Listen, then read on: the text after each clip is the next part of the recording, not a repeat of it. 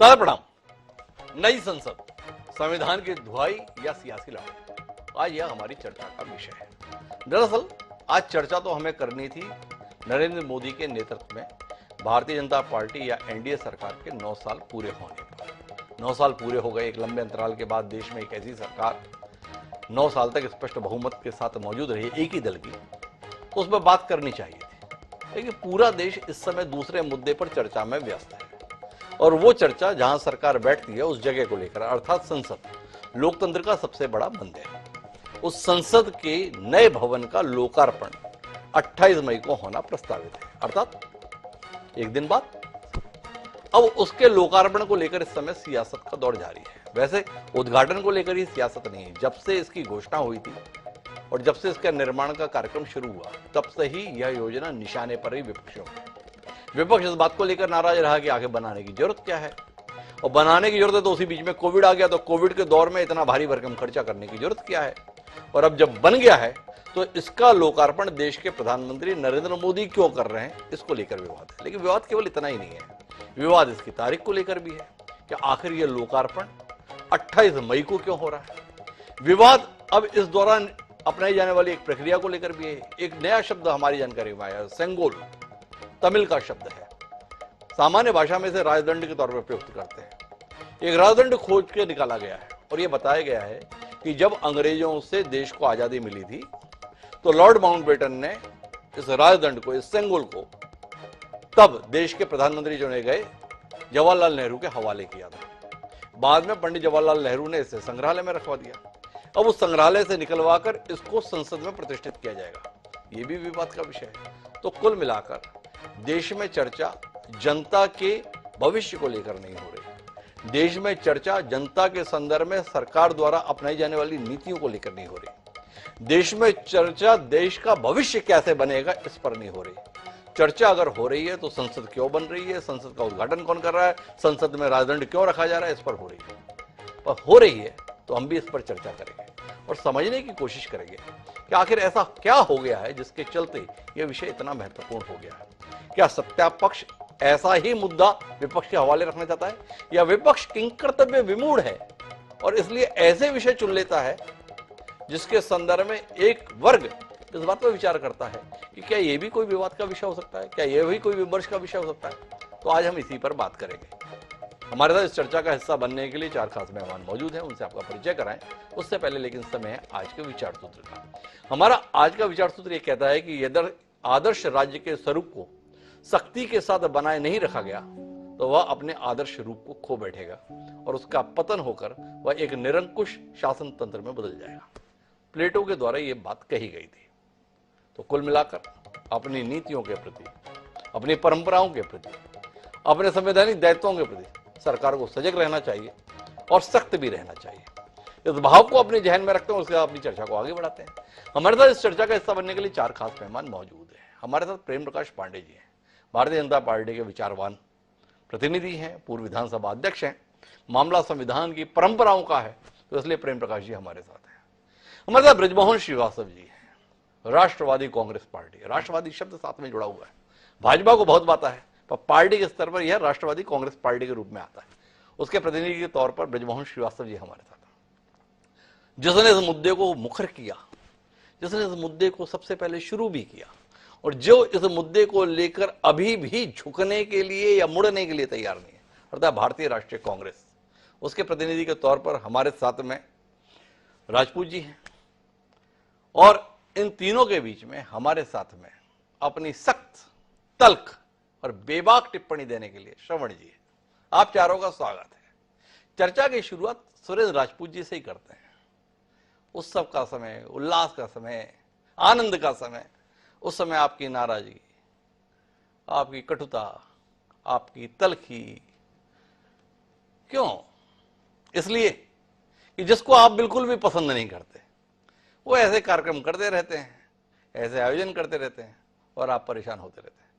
नरेंद्र मोदी आपको खलते हैं पर आपको संसद भी क्यों खल रही है, ये सवाल आजकल भाजपा के नेता पूछ रहे हैं। भाई ठीक है, नरेंद्र मोदी से नाराजगी ठीक, पर देश से क्या नाराजगी हो गई भाई कांग्रेस की? क्या कहते हैं सुरेंद्र जी? और अपनी नाराजगी में आपने 19 और दलों को शामिल कर लिया, ये ठीक किया आपने?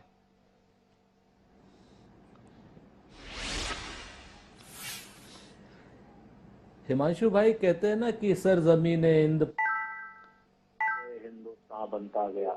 ये हमारा हिंदुस्तान कुछ ऐसे बना है कि काफले बसते जा रहे थे, हिंदुस्तान बनता जा रहा था। और आज आपने एक बड़ी अच्छी हिंदुस्तान बनता जा रहा था और आज आपने एक बड़ी अच्छी बात कही है। आपने कहा क्या भारतीय जनता पार्टी या विपक्ष ऐसा विपक्ष को ऐसे मुद्दों में फंसाते हैं जो मुख्य मुद्दों पर बात ही नहीं होती। तो हम इधर उधर के मुद्दों पर बात ही नहीं करते, हम तो अपने 9 मुद्दों पर बात करते हैं। पिछले 9 साल की सरकार है और हमारे 9 सवाल हैं। अर्थव्यवस्था पर ये जवाब देना चाहिए कि आर्थिक विषमताएं क्यों बढ़ रही हैं, 20,000 करोड़ किसके हैं, आप हमें बताइए। महंगाई और बेरोजगारी आसमान नहीं छू रही है क्या? दूसरा सवाल कृषि और किसान का है, किसान की आय दुगनी हो गई क्या? भ्रष्टाचार का है तो भाई आप LIC से लेकर के SBI तक के पैसे को अपने दोस्त के पास, और 20,000 करोड़ रुपए किसके हैं? उसके बाद राष्ट्रीय सुरक्षा का है कि चीन के सामने झूला भी झूल रहे हैं, चाय भी पी रहे हैं, और उसके बाद वो हमारे 20 सैनिकों की हत्या भी करके जा रहा है, और उसके बाद भी आप हाथ में लाने को तत्पर हैं। 18 बाद मिल रहे हैं। आप इसके बाद सामाजिक सद्भाव पर आ जाइए। सामाजिक सद्भाव की स्थिति क्या है? आपके सामने की परिस्थितियां हैं। और इस तरीके के जितने ये सवाल हैं हमारे, इन सारे सवालों का जवाब देने की वजह से बजाय ये लोग आ गए एक दंड लेकर के, और आप तमाम चीजों को उठाइए। तो सारी चीजें की बात हम जो आपसे कह रहे हैं ना हिमांशु भाई जी, कि हम तो मुद्दे की बात करते हैं, भारतीय जनता पार्टी की सरकार चुप होती है जी। अब आप खुद ही बताइए, आप मर्मज्ञ हैं, श्रवण जी, मोहन जी भी बैठे, प्रेम प्रकाश शुक्ला जी भी बैठे जी। आप हमको बता दीजिए कि सदन जो क्या नाम संसद जो है 3 अवयवों से बनता है, लोकसभा, राज्यसभा और इनके ऊपर राष्ट्रपति जी। अगर हम संविधान, और हमारे संविधान में संविधान प्रमुख है, अगर संसद बनी है, संसद लोकतंत्र का मंदिर है और लोकतंत्र के मंदिर में प्राण प्रतिष्ठा हो रही है जी, अगर उसमें प्राण प्रतिष्ठा हो रही है तो राष्ट्रपति क्यों नहीं उसमें सम्मिलित हो सकते? मान लीजिए आप उद्घाटन प्रधानमंत्री से कराना चाहते हैं, कराइए, लेकिन राष्ट्रपति और राज्यसभा के सभापति वाइस प्रेसिडेंट साहब वो क्यों नहीं वहां पर? आप मुझे बताइए, प्राण प्रतिष्ठा हो रही है संसद की, आप उसमें ऐसे क्यों? शिलान्यास जब हुआ था तब दलित राष्ट्रपति थे, उनको नहीं बुलाया गया। आज की डेट में जब संसद का प्राण प्रतिष्ठा हो रही है उस समय आदिवासी और महिला राष्ट्रपति हैं, उनको नहीं बुलाया जा रहा, आखिर क्यों? तो मुद्दे हम भटका रहे हैं या मुद्दे भारतीय जनता पार्टी भटकाना चाहती है? सुरेंद्र राजपूत जी, आप क्या आजकल अमित शाह जी की बातें नहीं सुनते हैं? क्या भाजपा के अन्य नेताओं की बात नहीं सुनते हैं? आपके सवाल का उन्होंने आपसे तो तोड़ा निकाला है। जिस छत्तीसगढ़ में मैं बैठा हूं ना, वहां का एक शिलापट्ट इस समय हर भाजपा के मोबाइल पे है। वो ये बताता है कि छत्तीसगढ़ विधानसभा के भूमि पूजन समारोह के मुख्य अतिथि माननीय सोनिया गांधी जी और माननीय राहुल गांधी जी हैं, और उसमें भूपेश बघेल जी मौजूद हैं और बाकी सब मौजूद हैं। लेकिन उसमें राज्यपाल जो उसकी आदिवासी समुदाय से आती थी, जिस आदिवासी समुदाय की चिंता इस समय आप लोग बहुत कर रहे हैं, द्रौपदी मुर्मू जी के लेकर, वो अपने राजभवन में बैठ के टुकड़ टुकड़ देखती रही, क्योंकि उन्हें बुलाया नहीं आपने। तो ये लोग सवाल कर रहे हैं, उस समय कहाँ गई थी आत्मा, उस समय कहाँ गई थी नैतिकता, उस समय कहाँ गया था संविधान? आप सवाल कर रहे हैं। ऐसे मणिपुर को लेकर भी बात करते हैं, उसके लोकार्पण समारोह की तस्वीरें बताते हैं। पर सुरेंद्र राजपूत जी, आपसे जानना ये चाहता हूं कि कुल मिलाकर देश का, सरकार का वास्तविक मुखिया कौन होता है? बच्चे बच्चे को पता है, वो प्रधानमंत्री होता है। नरेंद्र मोदी ने फैसला लिया, 10 दिसंबर को इस सरकार के द्वारा शिलान्यास किया गया, नरेंद्र मोदी के द्वारा। कुल जमा 28 महीनों में भवन बन के तैयारी भी हो गया। आजकल इतने तक तो सरकारी भवनों के डिजाइन बनते हैं, अब पूरा भी हो गया। अब व्यक्ति ने जब इतना सब कुछ किया है तो उसका फीता भी अगर वो काट ले रहा है तो आप इतने परेशान क्यों हो रहे हो? क्या आपको लगता है कि यही सबसे बड़ा मुद्दा है? भाई, अगर राष्ट्रपति की जगह प्रधानमंत्री ने कर दिया, नरेंद्र मोदी ने कर दिया, तो कौन सा पहाड़ टूट पड़ेगा? ये तो समझाओ देश को सुरेंद्र जी। अब बिल्कुल आप यह बातें करी, मैं एक चीज से तो श्योर हूं कि पहले मणिपुर वाला और छत्तीसगढ़ वाला सवाल आपका तो हो नहीं सकता जी। ये भाजपा वालों का होता है, क्योंकि कम पढ़ लिख करके आते जी। ये आपका सवाल नहीं हो सकता, क्योंकि आप संविधान के मर्मज्ञ भी हैं और आप ये जानते हैं कि राष्ट्रपति देश का चुना हुआ प्रतिनिधि होता है, उसको लोकसभा और विधानसभा और राज्यसभा के सदस्य चुनते हैं जी। लेकिन राज्यपाल जी जो होते हैं वो सरकार के नामित व्यक्ति होते हैं जी। आप तो इस बात को अच्छी तरीके से जानते हैं, भाजपा वाले जानते हो ना जानते हो, क्योंकि उन्हें संविधान की आत्मा को मारने का शौक है, हमेशा संविधान को मारते सुरेश जी, मैं रहते। इतना भी ज्यादा पढ़ा लिखा नहीं हूं, थोड़ा भी आपसे मुझे सीखना है। ये जो संसद बनती है ना, तो संसद के अंदर में आपने बताया कि ये दोनों सदन और उसके साथ में राष्ट्रपति से बनती है। ये जो विधानसभा है ना, वो किससे बनती है? उसमें राज्यपाल होता है कि नहीं होता है? थोड़ा समझाइए ना। मैं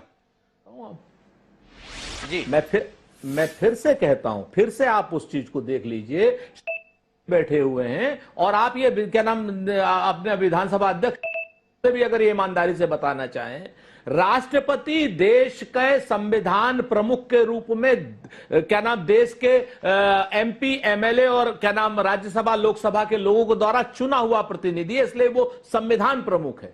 राज्यपाल संविधान प्रमुख नहीं है, राज्य प्रमुख हो सकता है।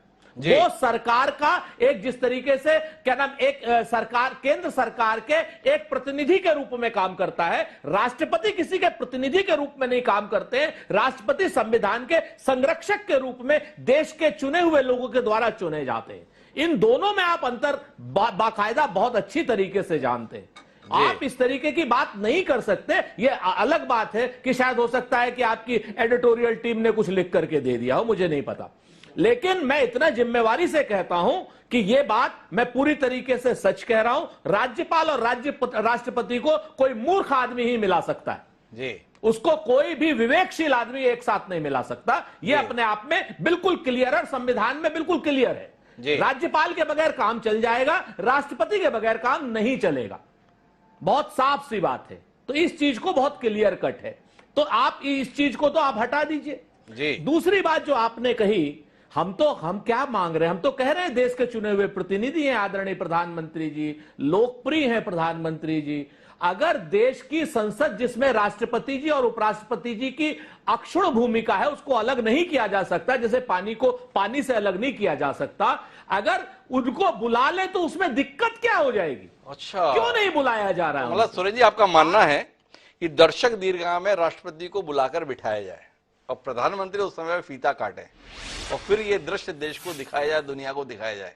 इस दृश्य को रचने के लिए इतना प्रपंच है जी। हमारा प्रपंच नहीं है ये नरेंद्र मोदी जी का प्रपंच है जी। ये हमारा नरेंद्र मोदी जी का प्रपंच है, क्योंकि वो एक लोकतंत्र बनाना चाहते हैं। लोकतंत्र में एक तंत्र की भूमिका है, लोकतंत्र में एक तंत्र बनाना चाहते हैं और इसलिए संसद भवन में बाकी लोगों को दूर रखा हुआ है जो इस संसद का अभिन्न हिस्सा है, चाहे वह उपराष्ट्रपति जो राज्यसभा के सभापति के तौर पर होते हैं और चाहे राष्ट्रपति जो देश के संवैधानिक प्रमुख है। ये दलील है सुरेंद्र राजपूत जी की। अब प्रेम प्रकाश जी हमारे साथ हैं। सुरेंद्र राजपूत जी को बड़ी अपेक्षा प्रेम प्रकाश जी से है। ये प्रेम प्रकाश जी कुछ विवेक संबंध बात करेंगे, कुछ तथ्यपूर्ण बात करेंगे और उन्होंने कहा है कि जो भी विवेकवान आदमी होगा वो राज्यपाल और राष्ट्रपति को मिलाकर बात नहीं करेगा। तो अब दांव पर है आपकी विवेकशीलता और विद्वता प्रेम प्रकाश पांडे जी। सुरेंद्र राजपूत जी के शब्दों में थोड़ा बताइए अपनी विवेकशीलता और विद्वता को। देखिए, पहली बात तो सुरेंद्र राजपूत जी कांग्रेस और जितने भी विपक्षी दल हैं, एक मोदी विरोध के नाम पर इतने अच्छा काम और इतना जो एक ऐतिहासिक काम हो रहा है उसको कंट्रोवर्सी शुरू से पैदा कर रहे थे जी। आपने अपने इंट्रो में ही बताया जी कि जब ये संसद भवन बन रहा था तब क्यों बन रहा है, आगे जा करके कि कोरोना के समय क्यों बन रहा है, इतना पैसा क्यों खर्च कर रहा है। कोई तो लोग बोलने लगे कि मोदी जी इतना करोड़ का अपना घर बना रहे हैं जी। फिर उसके लिए सुप्रीम कोर्ट गए, सुप्रीम कोर्ट ने कहा कि नहीं ये है और पहले के बजट से कम में बना, बहुत सारी चीजें रही जी। जहां तक राजपूत जी जो बोल रहे थे, मैं उनको बता दूं कि जैसे राष्ट्रपति महोदय पार्लियामेंट के पार्ट एंड पार्शियल हिस्सा हैं, वैसे ही राज्यपाल महोदय लोग भी ये भी विधानसभा के पार्ट एंड पार्शियल हिस्सा हैं, जी इनका भी उतना ही संवैधानिक दायित्व और अधिकार है संविधान में जितना कि राष्ट्रपति महोदय का संसद के ऊपर है। ये जरूर है कि निर्वाचन जो है वो निर्वाचन के माध्यम से राष्ट्रपति चुनी जाती है और राज्यपाल जो है राष्ट्रपति के द्वारा नामांकित होते हैं। तो इसलिए दोनों की संवैधानिक स्थिति में विधानसभा के मामले में या लोकसभा के मामले में एक ही स्थिति है, दोनों पार्ट एंड पार्शियल उसके पार्ट हैं, एक स्थिति है जी। अब रही बात कि इन्होंने कहा कि क्यों नहीं किया विधानसभा में, देखिए सोनिया गांधी राहुल गांधी तो कोई कॉन्स्टिट्यूशनल पोस्ट पे भी नहीं थे जी। मेघालय का आपने भी जिक्र किया कि वो एनएससी की चेयरपर्सन थी तब किया, राजीव गांधी ने एनएक्सी का किया, इंदिरा गांधी ने इमरजेंसी में पार्लियामेंट की लाइब्रेरी का किया। तो देश का प्रधानमंत्री जो एग्जीक्यूटिव हेड है वो अगर पूरे संसद का प्रमुख होता है तो अगर वो उसका उद्घाटन कर रहा है तो इसमें आपत्ति क्या है? नहीं, आपत्ति है प्रेम प्रकाश पांडे जी, और मेरी तो सख्त आपत्ति है आपसे इस दलील के संदर्भ में कि देखिए इंदिरा गांधी ने लाइब्रेरी का किया, राजीव गांधी ने एनएक्सी का किया। भाई आप देश को क्या बताते आए हैं भारतीय जनता पार्टी के कर्मठ कार्यकर्ता या नेता होने के नाते कि देखो कांग्रेस ने इस देश में कोई काम ठीक नहीं किया, कांग्रेस ने कोई नीति ठीक नहीं की। अब जब आपके फैसले पर सवाल उठ रहे हैं तो आप दलील क्या दे रहे हो? देखो कांग्रेस ने भी तो ऐसा किया था, कांग्रेस ने जो किया था वही आपको करना है, तो फिर कांग्रेस के फैसलों को सवालों के घेरे में क्यों लाते हो? मानो आप कि कांग्रेस ने काम अच्छे किए थे, कांग्रेस ने जो काम किए थे वो हम कर रहे हैं। दूसरा, ये जो दोनों उदाहरण आप देते हैं उसमें एक प्रक्रिया में राष्ट्रपति की भूमिका रही, चाहे वो एनएक्सी के संदर्भ में थी, चाहे पुस्तकालय के संदर्भ में थी। तो कुल मिलाकर अभी जो सवाल है ना प्रेम प्रकाश पांडे जी, वो इस बात को लेकर है कि क्या आपको नहीं लगता है कि एक सर्व स्वीकार्यता बनाने के लिए, एक लोकतंत्र की गरिमा को और ऊंचाई देने के लिए प्रधानमंत्री मोदी जी ने ऑस्ट्रेलिया से आके बोला ना कि देखो वहां पर सत्ता पक्ष विपक्ष कैसे साथ बैठते हैं, पर आप यहां साथ बैठने कहां देते हैं? विपक्ष के साथ आपका जो व्यवहार है उसके बाद कोई साथ बैठे तो कैसे बैठे? तो प्रेम प्रकाश जी थोड़ा बताइए तो सही ना। अगर सुरेंद्र जी ये कह रहे हैं कि आप एक तंत्र में जाना चाहते हैं तो उनकी बात को कैसे खारिज करते हैं? जी देखिए सुरेंद्र सिंह जी या कांग्रेस या जितने भी विपक्षी दल हैं जी उनका एक उद्देश्य है कि मोदी जी का विरोध करना है जी। मोदी जी कोई भी काम करें उसका विरोध करना है। अभी वो जितनी बातें कर रहे थे, जिन आर्थिक नीतियों की बात कर रहे थे वो आर्थिक नीति वो ही ले आए थे सारी चीजों में। और देखिए कांग्रेस के अध्यक्ष ने किया था उद्घाटन इसका शिलान्यास हमारे विधानसभा का, और हम कांग्रेस से कैसे डिफर हैं? मध्य प्रदेश की विधानसभा का नामकरण जो है वो श्रीमती इंदिरा गांधी पे किया गया। आज तक किसी भी विधानसभा का नाम किसी राजनेता पे नहीं किया गया। तो कांग्रेस तो ये करती आई है, हम नहीं। लेकिन जो प्रधानमंत्री देश के सर्वोच्च अगर निर्वाचित संसद के सबसे बड़े अगर कोई हैं लोकतंत्र में तो प्रधानमंत्री हैं। और देखिए पार्लियामेंट को इसीलिए तीनों अपने संविधान में जुडिशियरी, एग्जीक्यूटिव और पार्लियामेंट तीनों को ऊपर माना गया। लेकिन फिर भी जब प्रथम लोकसभा अध्यक्ष थे उन्होंने कहा कि कुछ भी हो लोकसभा का जो नेता है पंडित जवाहरलाल नेहरू, ये उद्धृत किया जा चुका है, ये सबसे बड़े नेता हैं। ये पार्लियामेंट चूंकि सोवर्ण पार्लियामेंट है इसलिए इसकी सोवर्निटी सबसे ऊपर है। और इसलिए हम देखते हैं कि जुडिशरी जहां व्याख्या भी करती है तो पार्लियामेंट को यह अधिकार रहता है कि वो उसका आपका संशोधन करता है। इसलिए पार्लियामेंट के हिसाब से प्राइम मिनिस्टर जो है वो सबसे सर्वोच्च नेता है। और इस हिसाब से अगर आप देखेंगे तो मैं समझता हूं कि ये कोई विवाद का विषय ही नहीं है। विपक्ष के पास कुछ नहीं मिल रहा है तो बहुत सारे मामलों को इकट्ठा करके इसका विरोध करना है और कोई उसका कारण नहीं। मैं दो विषयों पर और टिप्पणी कर ले, क्या मुझे जाना ब्रजमोहन जी के पास है। एक ये सेंगोल राजदंड, इसको भी आप लेकर आ गए और बता रहे हैं कि आप कितनी बड़ी क्रांति कर रहे हैं। जिस पंडित जवाहरलाल नेहरू को आप भारतीय सनातन धर्म की परंपरा के खिलाफ मानते थे, उन्हीं का सहारा लेने के लिए मजबूर हो गए। बता रहे हैं देश को कि पंडित जवाहरलाल नेहरू ने आग्रह किया था चक्रवर्ती राजगोपालाचारी से, और तब जाके लॉर्ड माउंटबेटन को इस तरीके से दंड बना के दिया था और उन्होंने उन्हें हस्तांतरित किया था, और बाद में उन्होंने उसे संग्रहालय में रखवा दिया। संग्रहालय में रखवाया था ना भाई, कूड़ेदान में तो नहीं रखवाया था। आप तो इसको भी मुद्दा बना रहे हैं, किस लिए प्रेम प्रकाश जी? अच्छा, अगर वो वहां पर सभा अध्यक्ष के सामने रखा जाएगा जहाँ के लिए नियत था, तो उसमें बुराई क्या है? कोई बुराई नहीं है, केवल ये दलील के संदर्भ में मेरा था कि आज आपके यहां से कहा गया कि कांग्रेस ने तो उसे वॉकिंग स्टिक समझ लिया था, तो थोड़ा समझना चाहता हूं भाई कि वॉकिंग स्टिक कैसे हो गई हो। मैं उस बारे में नहीं कुछ कहूंगा, लेकिन मेरा ये कहना है कि अगर वहां पे रखा जा रहा है राजदंड, तो क्यों नहीं?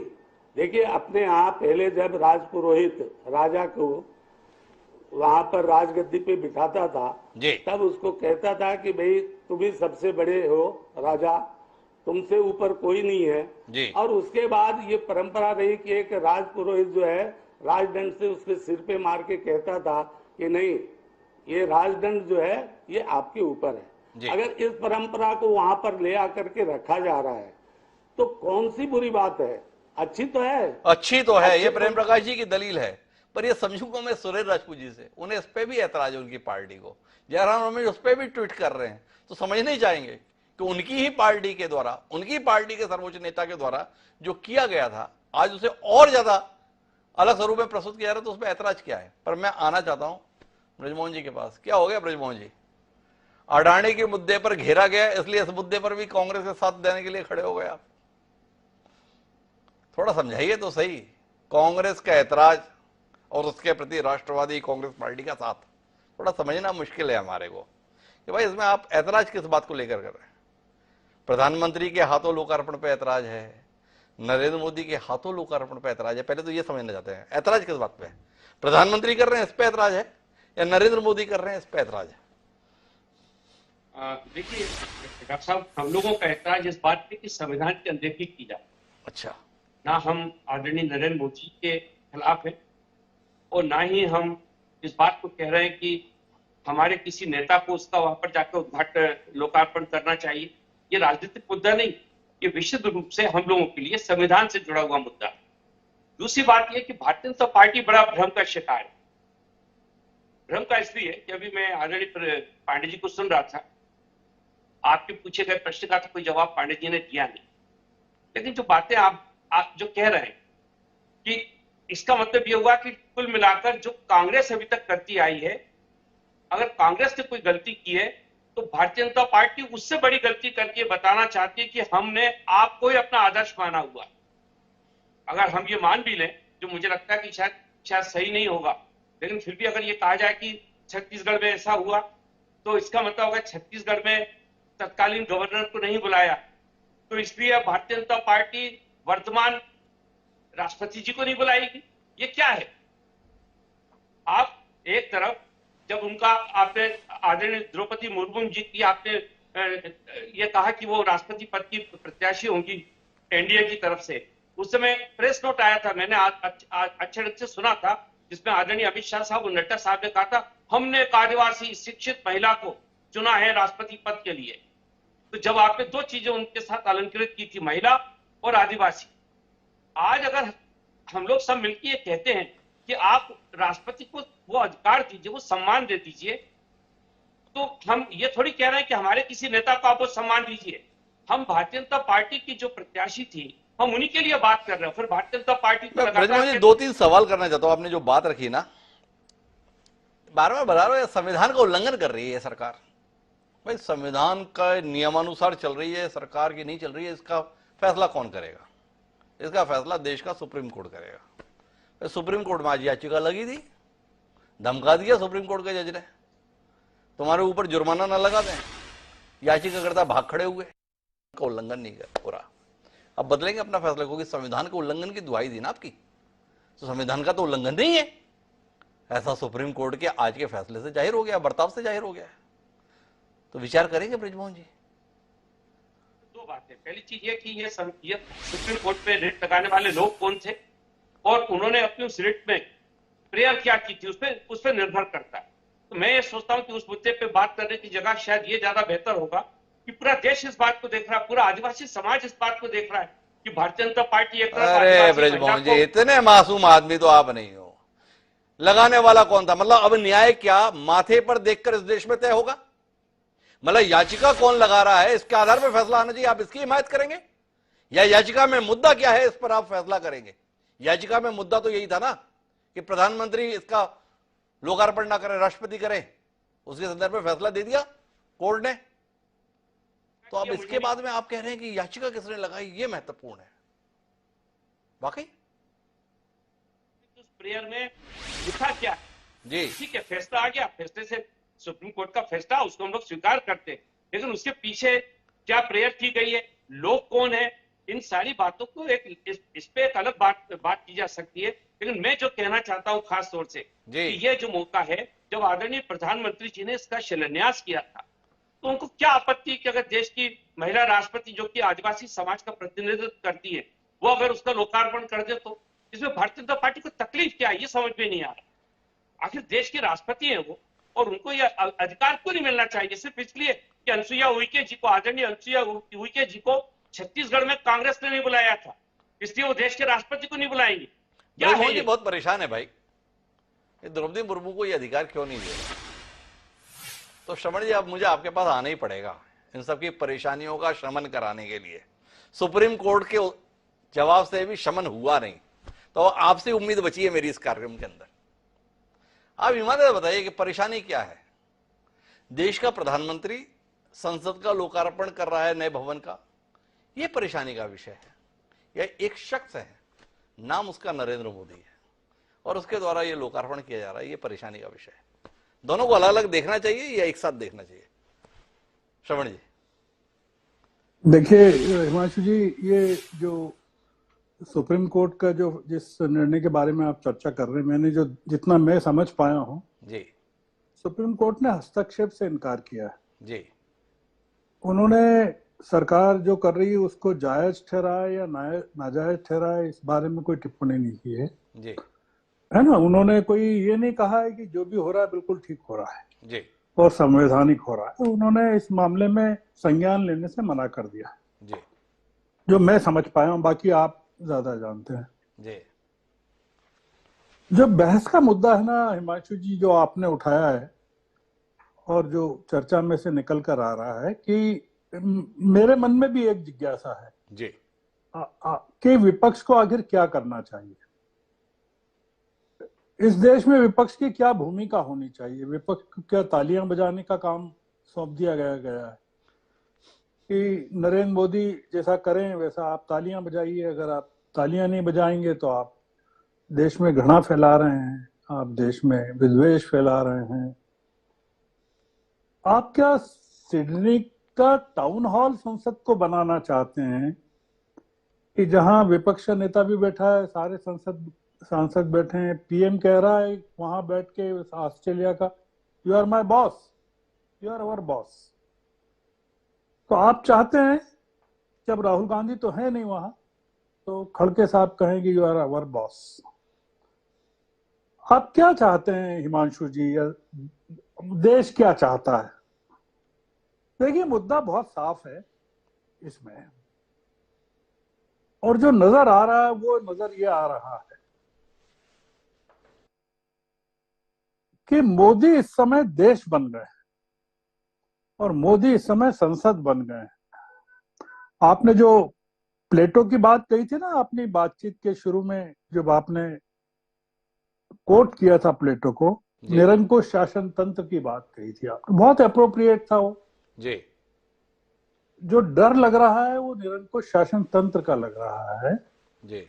और इसमें कोई दो मत नहीं है कि ये एक अवसर प्रधानमंत्री ने विपक्ष को दे दिया है। जी। मतलब प्रधानमंत्री निशाने पर हैं विपक्ष के, इसमें दो मत नहीं है जी।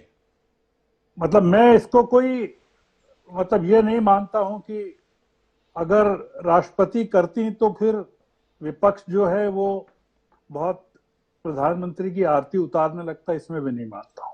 जी, प्रधानमंत्री ने मौका दे दिया और प्रधानमंत्री इस तरह के अवसर देते रहते हैं यह बताने के लिए कि देश को किसी और की जरूरत ही नहीं है, मतलब संसद की भी जरूरत नहीं है। और इस बात से जो संदेश जाता है देश में, वो जैसा आपने भी कहा है कि सारा काम जब प्रधानमंत्री कर रहे हैं देश में, हर चीज उन्होंने ही बनाया भवन, तो फिर उनको क्यों नहीं करना चाहिए। तो जो आपने भी संदेश देने की कोशिश की प्रकारांतर से, वो ये कि देश को राष्ट्रपति की जरूरत ही नहीं है और हम उस दिशा में जा रहे हैं कि एक आने वाले भविष्य में नरेंद्र मोदी ही राष्ट्रपति भी हो जाएंगे। मतलब आप समझ लीजिए कि ये जो प्रहार है विपक्ष का, ये इस बात को लेकर नहीं है हिमांशु जी, एक गलत प्रचार हो रहा है कि राष्ट्रपति जी को नहीं बुलाया। जब इसका शिलान्यास हुआ था जी, तब राष्ट्रपति कोविंद थे, उनको नहीं बुलाया गया था। जी,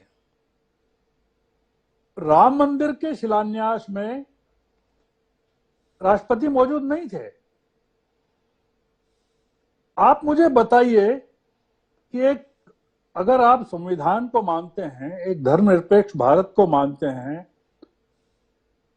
और आप हवन करवा रहे हैं संसद में उसके उद्घाटन के अवसर पर, आप ये संसद नहीं बना रहे हैं, ये राम मंदिर का एक्सटेंशन बना रहे हैं। आप देश और दुनिया को संदेश क्या दे रहे हैं? ये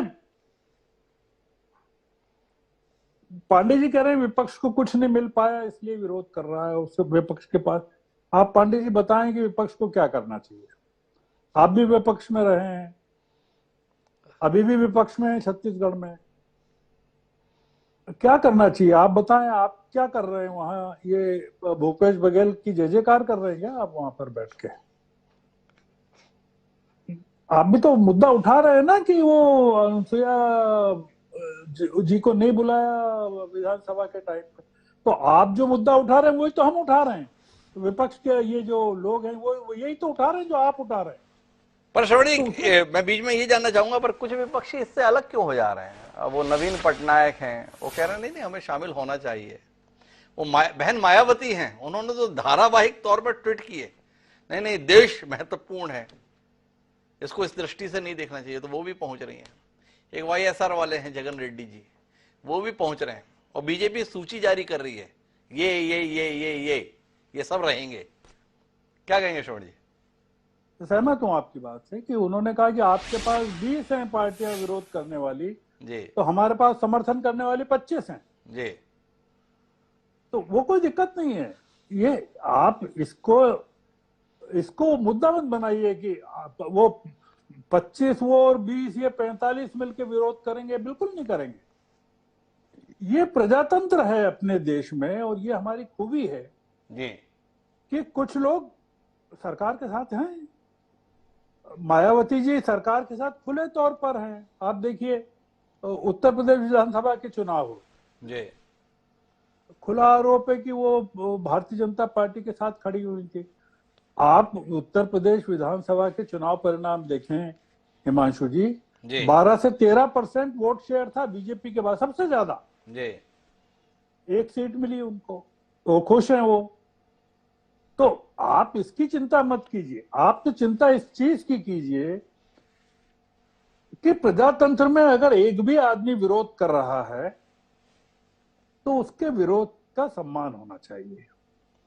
ये मुद्दा है। मतलब अगर आप प्रजातंत्र को मानते हैं तो आपको 20 राजनीतिक दलों के विरोध का संज्ञान लेना चाहिए, और अगर आप तानाशाही को मानते हैं तो आपका ये तर्क बिल्कुल सही है कि सभी लोगों को इस समय ये डेमोक्रेसी का मामला है जो कि नहीं है, वहां उपस्थित होकर प्रधानमंत्री का गुणगान करना चाहिए। नहीं है, बिल्कुल नहीं है। राष्ट्रपति की अवमानना आप बताइए कि कैसे संभव है ये। और आपने जो दिन चुना है, सावरकर का जन्मदिन चुना है, सावरकर को समर्पित दिन चुना है। आप मतलब आप कोई भी दिन चुन सकते थे। आप तो बड़ा महत्वपूर्ण बिंदु उठा दिया है श्रवण जी ने। मैंने जिक्र किया था, जाना मुझे सुरेंद्र राजपूत जी के पास है, लेकिन चला जाता मैं ब्रजमोहन जी के पास हूं। ब्रजमोहन जी, आप इसलिए भी आ गए क्या? सावरकर की जयंती को चुना है संसद भवन के लोकार्पण के लिए। राष्ट्रवादी कांग्रेस पार्टी को यह स्वीकार नहीं है, इसलिए हम इस आयोजन का बहिष्कार करते हैं। क्या कहते हैं ब्रजमोहन जी? आदरणीय सावरकर जी के मामले में हम लोगों की बहुत ही स्पष्ट धारणा है कि वो देश के आजादी के एक तो पुरोधा थे जी, और उन्होंने अपने हिसाब से देश की आजादी में जो भी संघर्ष किया, उनको वो सम्मान मिलना चाहिए। मैं सोचता हूँ उस पर विवाद की जरूरत ही नहीं है, और उस पर सारे बात, अरे जिनके साथ खड़े रहते हो आप, वही तो ये विवाद पैदा करते हैं, वही बताते हैं देश को कि ऐसे आदमी का कोई सम्मान नहीं होना चाहिए, और आप उनके द्वारा उठाए गए मुद्दे पर साथ में खड़े हो जाते हैं। बस अडानी के मामले पे अलग जाते हैं, और जब संसद का मामला आया तो फिर कांग्रेस के साथ खड़े हो जाते हैं। कैसे माने आपके सावरकर के प्रति आपको सम्मान है? बल्कि आपके साथ तो अपेक्षा होनी चाहिए थी।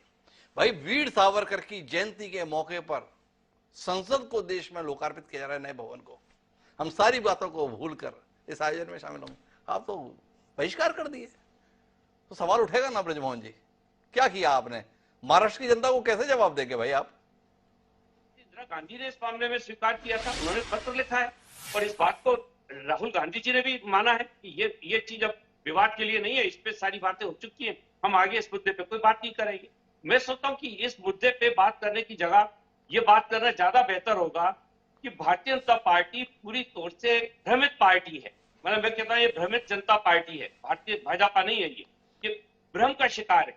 इनको मालूम ही नहीं है कि तब क्या ये करना चाहते हैं। एक तरफ ये कहते हैं कि हमको रेसकोर्स का नाम इसलिए बदलना है क्योंकि वो ब्रिटिश शासन का प्रतीक है, और दूसरी तरफ जो वायसराय माउंटबेटन ने 15,000 जो दिए थे ब्रिटिश खजाने से, उसका जो सेनेगल है उसको लाके वो स्थापित करना चाहते हैं।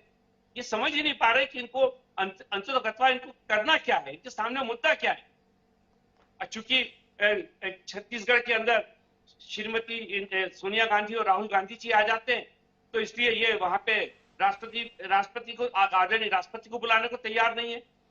क्या है ये, क्या चाहते हैं, ये अभी तक स्पष्ट ही नहीं है इनके सामने।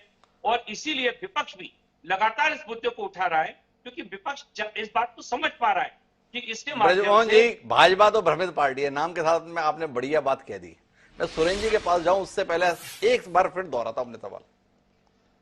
स्वातंत्र वीर विनायक दामोदर सावरकर की जयंती के मौके पर नवीन संसद भवन के लोकार्पण से उनको सम्मान देने को तैयार नहीं। आपने तो उनको राष्ट्रपति भवन तक सीमित कर दिया है। उनको राष्ट्रपति भवन तक सीमित कर दिया है। बहुत परेशान है ब्रजमोहन जी, भाई राष्ट्रपति के साथ ये कैसा हो रहा है। पर इसके अलावा भी कांग्रेस की बड़ी परेशानी है, तो सुरेंद्र जी उसको समझना चाहता हूं। अब जो राजदंड पंडित जवाहरलाल नेहरू को सौंपा गया था, जयराम रमेश कहते हैं कि ऐसा कुछ था ही नहीं।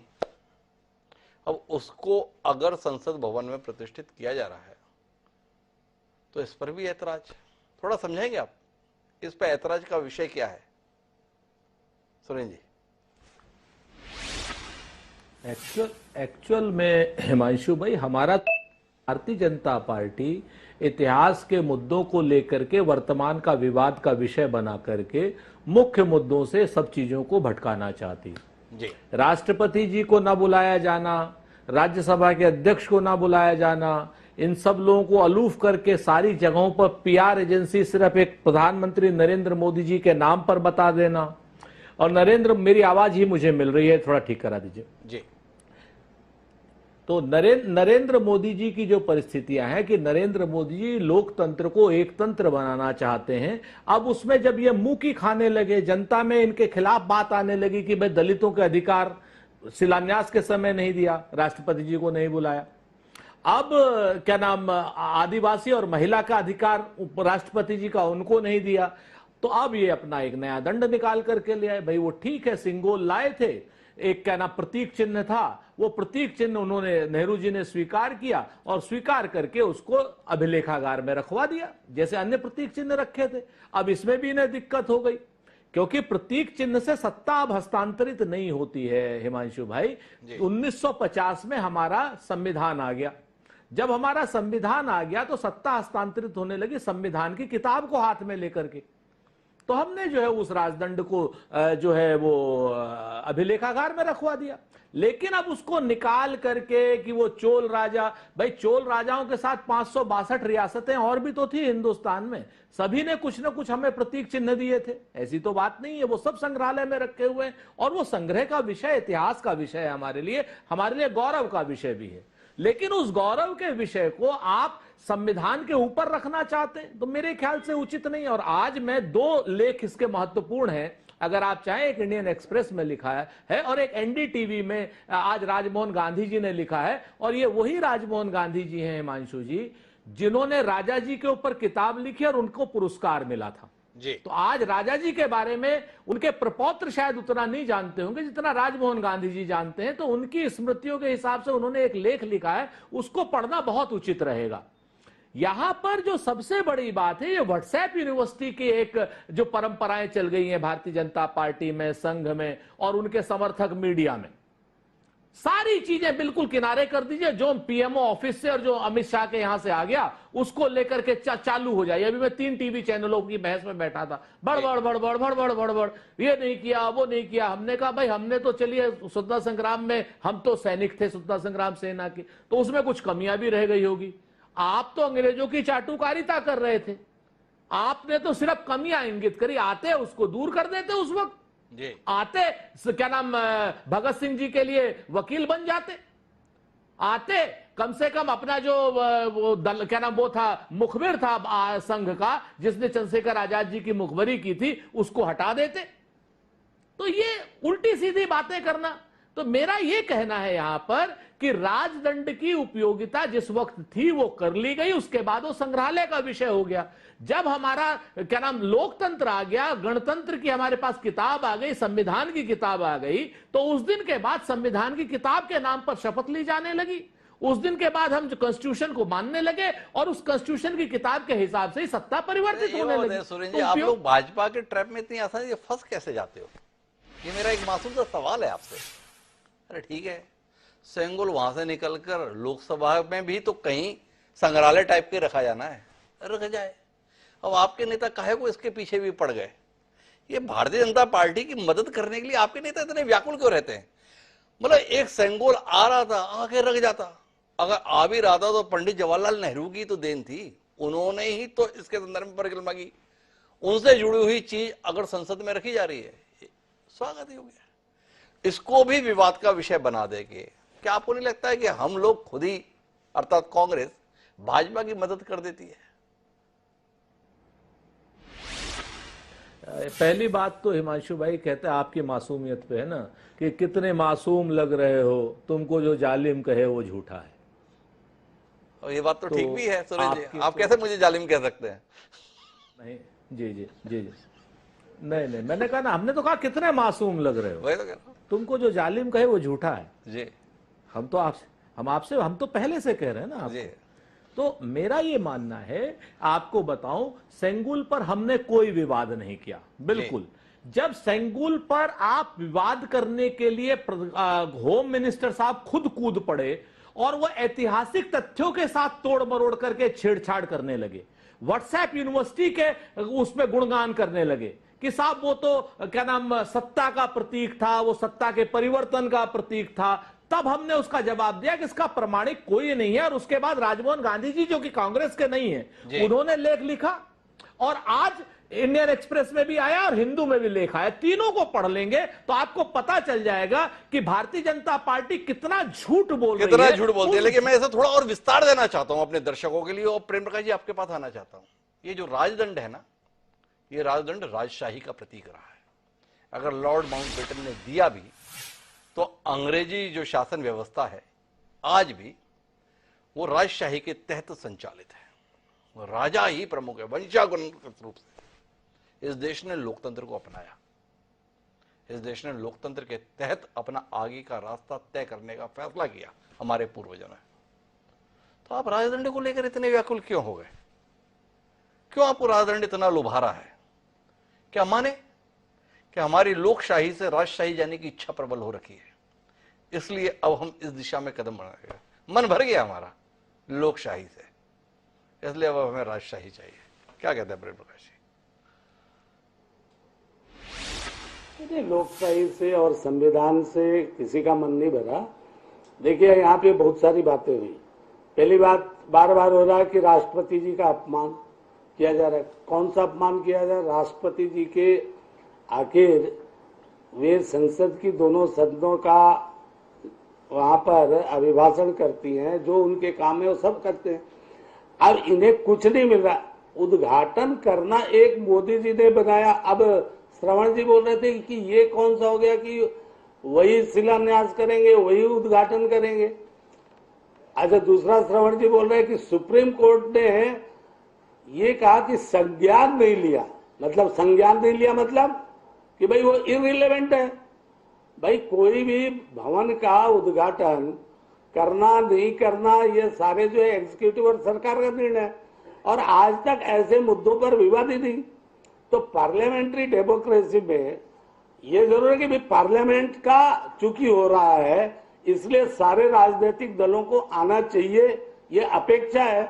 आप नहीं करोगे तो कोई कांग्रेस की आज की आदत नहीं है। हम लोग भी विधानसभा में थे, एक तो भवन बनाए, और डॉक्टर श्यामा प्रसाद मुखर्जी का नाम। एक मेरा मन में सवाल आ रहा है आपसे, श्रवण जी की अनुमति से पूछ रहा हूं। भाई, ऐसा है कि जब भी हमारे यहाँ कोई मांगलिक कार्य होता है तो दो चार फूफा होते हैं जो रूठ जाते हैं। तो घर के जो बुजुर्ग होते हैं वो उन्हें सम्मान से, मनुहार से मनाते हैं और राजी करके लाते हैं। पर आपका तो तरीका ही अलग है। आप तो मनुहार भी जो है दो दूंगा चलते हो कि नहीं, इस शैली में बात करते हो। चाहे वो आपके वित्त मंत्री हैं, चाहे आपके गृह मंत्री हैं, सबकी शैली तो देखो।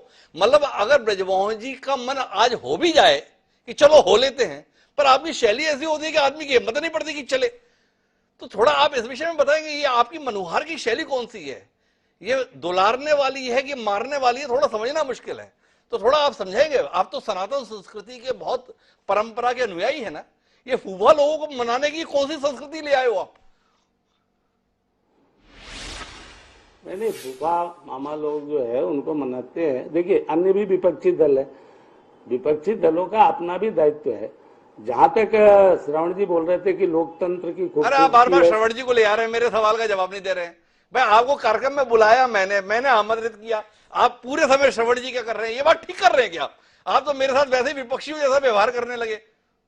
मैं श्रवण जी से मैं आज ये अपेक्षा कर रहा था कि वे मोदी विरोध के जो उनके अंदर एक बहुत सारे मैंने मुद्दों पे देखा, इतने अच्छे और इतने जानकार, इतने ऊंचे पत्रकार होने के बावजूद इतना नेगेटिव है कि हर मामले में उनको भी मोदी जी के खामी ही दिखती है। इसलिए मैं श्रवण जी का जिक्र कर रहा हूं कि उन्होंने सुप्रीम कोर्ट के भी रूलिंग को आज कह दिया कि भाई उन्होंने संज्ञान नहीं लिया। संज्ञान नहीं लिया इसका मतलब वो इररिलेवेंट है। तो बड़ी बात यही है मेरा कहना। देखिए, ये तो कोई इशू बनना नहीं था, लोग इशू बनाए हैं। तो देखिए, जो लोग साथ जाना चाह रहे जा रहे हैं। मनाने की बात है, मुझे लगता है कि पार्लियामेंट्री जो मिनिस्टर होंगे, वो सारे जो पार्लियामेंट्रियन लीडर होंगे, उनसे उन्होंने बात भी की होगी, उनको इन्विटेशन भी देंगे। अब इसके बाद जहां तक सवाल है किसको बहिष्कार करने का, तो बहिष्कार करेगा। लोकतंत्र में उसको ये अधिकार है, लेकिन नहीं करना चाहिए। और उसको राष्ट्रपति या संविधान के अपमान से जो जोड़ने की बात कही जा रही है, ये गलत है। और ये अगर रहता, हमारे यहाँ एक तरीका होता है विवाह समारोह में आमंत्रित करने का। कुछ लोगों के संदर्भ में हमें आमंत्रित तो करना पड़ता है, लेकिन इच्छा ये रहती है कि ना आए तो बेहतर है। तो उससे बात करने का तरीका वैसे ही हो जाता है। श्रवण जी, आप तो जीवन का इतना तजुर्बा लिए हुए हैं, क्या मान रहे हैं? वाकई सरकार की मंशा थी कि सब आए, या सरकार की मंशा थी ये ना आए? तो कुल मिला के सरकार अपनी मंशा में सफल हो रही है। एक संसद का नया भवन बनकर तैयार हो रहा है, उसे इन विवादों ने सुर्खियां जितनी दिला दी। अगर सहजता से लोकार्पण होता तो कहां इतनी चर्चा होती? हम बाध्य होते थे क्या 9 साल की चर्चा छोड़ के कामकाज की एक भवन पे चर्चा करते? क्या लगता है आपको, एक बार फिर सरकार या नरेंद्र मोदी सफल हैं अपने अनुसार देश का एजेंडा सेट करने में, और विपक्ष उनके अनुसार चलने को बाध्य है? क्या कहते हैं श्रवण जी, आखिरी बात दौर की बातचीत? हिमांशु जी, मेरा मानना है कि अगर विपक्ष के प्रति और प्रजातंत्र के प्रति, और आप मेरा उल्लेख कर रहे हैं मेरी भाषा का, तो फूफाओं मामाओं के प्रति अगर उनके मन में थोड़ा भी सम्मान है, प्रधानमंत्री चाहें तो अभी भी विपक्ष के पूरे खेल को पंक्चर कर सकते हैं। जी। उनको कुछ नहीं करना है, उनको राष्ट्रपति जी से प्रार्थना करना है कि आप आइए और आप ही करेंगे। आप देखिए कि इस देश का माहौल बदल जाएगा। प्रधानमंत्री की लोकप्रियता में, जिसको अंग्रेजी में शब्द है स्काई रॉकेटिंग, एकदम बढ़ जाएगी प्रधानमंत्री की लोकप्रियता कि वो राष्ट्रपति जी को निवेदन करके ले आए और उनसे कहा कि नहीं आप करिए। प्रधानमंत्री जी करेंगे नहीं। देखिए हिमांशु जी, वो अगर करना चाहें तो कर देते। ये जो राजदंड है जिसके बारे में कहा गया है, प्रधानमंत्री ने भी कहा, अमित शाह जी ने भी कहा कि एक भावना है।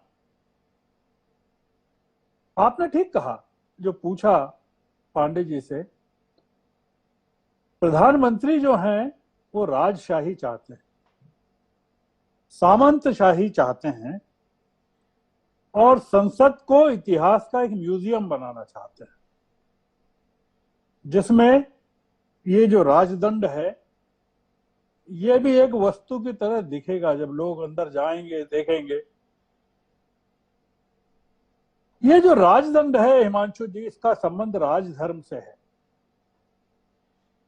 और पांडे जी को मुझे याद दिलाने की जरूरत नहीं है कि राजधर्म की बात उनकी पार्टी के किस नेता ने प्रधानमंत्री से कही थी या उस समय मुख्यमंत्री से कही थी। हमारे जो प्रधानमंत्री हैं, आप पांडे जी कुछ कहना चाहते हैं, अपन सुन लें, क्योंकि ये आखिरी दौर की बातचीत है। मैं चाहता नहीं कि वो उनको नींद नहीं आए फिर रात भर। पांडे जी के प्रति आपकी उदारता और पांडे जी का आपके प्रति प्रेम दर्शक देख रहे हैं, अद्भुत है। जी पांडे जी। मैं ये कहना चाहता हूं कि जिस अटल जी का और मोदी जी के वार्ता का जिक्र लोग करते हैं, अटल जी ने कहा था मोदी जी को जब वो मुख्यमंत्री थे कि राजधर्म का पालन करना चाहिए, होना चाहिए। उन्होंने प्रेस में, मोदी जी ने तुरंत उनके सामने कहा था कि साहब वही तो मैं कर रहा हूं। तो इस बात को भी लाना चाहिए, सिर्फ एक पक्ष ले आकर के नहीं रखना चाहिए। जी जी श्रवण जी। पांडे जी की बात से सहमत हूं। मोदी जी जिस चीज को राजधर्म मानते थे वो उन्होंने तब भी किया और अभी भी कर रहे हैं। और अटल जी को इतिहास के जिस म्यूजियम में उन्होंने डाला 2004 के बाद, मैं बार बार आपकी वार्ताओं में जिक्र करता हूं पांडे जी कि 1999 में जितनी सीटें अटल जी को मिली थी गुजरात से लोकसभा में, उनके ये कहने के बाद कि यहाँ राजधर्म का पालन होना चाहिए, गुजरात में 2004 के लोकसभा चुनाव में उसकी आधी सीटें रह गई। तो इसलिए राजधर्म का पालन बाकायदा किया उन्होंने, मोदी जी ने, इसमें कोई शक नहीं है। देखिए मैं फिर कह रहा हूं हिमांशु जी, जो कि गंभीर चर्चा है जी, ये राजदंड का मामला नहीं है, वो सेंगोल का नहीं है। ये एक आपके मन में क्या है, एक प्रधानमंत्री के मन में क्या चलता रहता है, वो किन प्रतीकों को जनतंत्र का प्रतीक बनाना चाहता है। वो राजदंड को बनाना चाहता है कि संविधान को बनाना चाहता है, संवैधानिक व्यवस्थाओं को बनाना चाहता है, विपक्ष की आवाज को बनाना चाहता है। मुद्दा यह है हिमांशु जी, हो ये रहा है जो दुर्भाग्यपूर्ण स्थिति है। हमको इसमें क्या पढ़ना चाहिए विपक्ष के बहिष्कार में, आप इसको पढ़ने की कोशिश कीजिए और अपने दर्शकों के साथ उसको साझा करने की कोशिश कीजिए कि देश के विपक्ष का 20 पार्टियों का जो आज आप अगर देखें कितनी बड़ी बड़ी पार्टियां हैं ये, और जो पार्टियां खड़ी हुई हैं आज भी 25 पार्टियां, उनकी क्या स्थिति है लोकसभा में या राज्यसभा में। अगर आप उनकी गिनती करें उनके सांसदों की, विधायकों की, आप आश्चर्य में पड़ जाएंगे कि उत्तर पूर्व की कितनी पार्टियां वो उनको गिनाया गया है। मैं उसमें नहीं जा रहा हूं। मतलब टीडीपी को गिना दिया आपने, अकाली दल को गिना दिया आपने, मतलब हम लोग उस बहस में नहीं पड़ना चाहते। हमको बहस ये करना चाहिए, इतना बड़ा विपक्ष अगर आपके खिलाफ हो रहा है, इसका मतलब है कि इतनी बड़ी जनता आपके खिलाफ है इन राज्यों की। तो आप अगर पूरे देश के 140 करोड़ के प्रधानमंत्री हैं, तो आप ये अफोर्ड कैसे कर पाएंगे कि ये इतने लोग आपके विरोध में श्रवण जी पढ़वाना चाहते हैं विपक्ष के विरोध को, समझाना चाहते हैं विपक्ष के विरोध के अंदर छिपे हुए मंतव्य को। लेकिन महत्वपूर्ण बात यह है कि श्रवण जी ने बताया कि 25 पार्टियां गिनवाई सत्तारूढ़ दल, उसमें कौन कौन सी पार्टियां, नॉर्थ ईस्ट की कौन कौन सी पार्टियां हैं, और विपक्ष ने भी तो 20 पार्टियां गिनवाई हैं, उसमें भी तो संख्या बल के संदर्भ में वैसे ही कुछ आंकड़े हैं। अगर बीजू जनता दल भाजपा के साथ है, अगर उसमें वाईएसआर की पार्टी है, अगर उसमें बसपा भी है, तो कुल मिला के ये बताता है कि विपक्ष में सेंधमारी करने में भी सत्ता पक्ष सफल हो रहा है। पर सवाल सत्ता पक्ष के द्वारा सेंधमारी का नहीं है, सवाल यह है कि ऐसे कदम क्या उठाए जा रहे हैं जिससे ये बोध समाज में जाए, देश में जाए कि लोकतंत्र मजबूत हो रहा है। विपक्ष की आवाज तो रहे, पर विपक्ष की आवाज का सम्मान ना रहे, ये क्या देश की लोकतंत्र की मजबूती का परिचायक है? अगर इतने राजनीतिक दल एक साथ होकर किसी बात को उल्लेखित कर रहे हैं, तो सरकार के द्वारा उसका उपहास नहीं बल्कि सम्मान होना चाहिए और उसके समाधान की कोशिश होनी चाहिए। इस परिकल्पना के साथ ही देश का संविधान तैयार हुआ था। क्या संविधान की उस भावना को निभाया जाएगा, ये सवाल है। आने वाला समय इसका उत्तर देगा। लेकिन आप चारों मेहमानों का धन्यवाद इस विमर्श का हिस्सा बनने के लिए। समय है अब आज के शेर का। तो हमारा आज का शेर कहता है कि बस इतनी आरजू है आज मेरी, कि बस इतनी आरजू है आज मेरी, सियासत में तेरा हिस्सा हो भरपूर। दिलावर फिगार ने जो ये बात कही थी, ये किसी राजनीतिक दल के लिए नहीं है, ये इस देश की आवाम के लिए है। जो इस देश की सियासत है उसमें इस देश के लोगों का हिस्सा होना चाहिए, कुछ लोगों का नहीं। तो सभी लोगों से कुछ लोगों तक जाने की किसी भी कोशिश का प्रतिकार होना चाहिए। इस उम्मीद के साथ उम्मीद करते हैं कि देश की संसद भवन के लोकार्पण का समारोह इस देश की लोकतंत्र के प्रति लोगों का विश्वास बढ़ाने वाला होगा, ना कि लोकतंत्र के प्रति विश्वास हिलाने वाला। इस उम्मीद के साथ मुझे दी इजाजत, सोमवार को फिर मिलेंगे, तब तक के लिए सदा प्रणाम।